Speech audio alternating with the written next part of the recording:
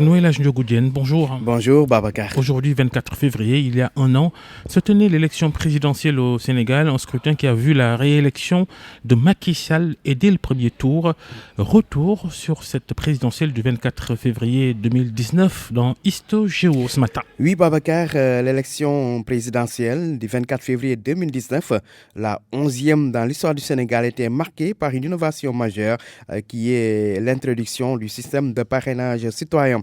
La loi sur le parrainage qui fixe aux candidats de recueillir 0,8% des inscrits au minimum et 1% au maximum, mais aussi d'avoir au moins 2000 signatures dans 7 des 14 régions du pays. En plus, un électeur ne peut parrainer qu'un seul candidat. Alors, si les 27 dossiers de candidature déposés, 7 réussissent à passer le filtre du parrainage, mais 2 de ces candidatures, à savoir celles de Khalifa Sall et de Karim Wade, seront finalement invalidées à cause de leur condamnation par la justice sénégalaise. Au finish donc, 5 candidats sont retenus par le Conseil constitutionnel qui publie sa liste définitive le 20 janvier 2019. Il s'agit de Madické Niang de la coalition Madické 2019, de Issa Sall du PUR, le parti de l'unité et du rassemblement, de Macky Sall de la coalition Benno Bokk Yakaar, de Ousmane Sonko de la coalition Sonko Président et de Idrissa Seck de la coalition Idy 2019. Il faut noter que la campagne électorale pour cette présidentielle a été émaillée de violences comme les événements survenus à Tambacounda. Le 11 février, 2 personnes sont mortes dans des affrontements entre militants du PUR et de la mouvance présidentielle dans la capitale orientale du Sénégal.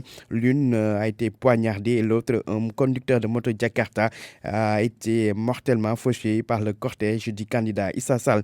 Le bus des journalistes affectés au candidat du PUR est aussi attaqué et plusieurs envoyés spéciaux blessés. Ces incidents vont conduire d'ailleurs à l'arrestation de plusieurs membres de la sécurité du candidat du PUR. Alors, le dimanche 24 février, le scrutin se déroule dans le calme malgré des manquements notés dans l'organisation. Et puis, ce scrutin enregistre un taux de participation de 66%. Le président sortant Macky Sall est donc réélu dès le premier tour avec 58,26% des suffrages. Il devance de loin Idrissa Seck qui obtient 20,51%. Ousmane Sonko est troisième avec 15,67%.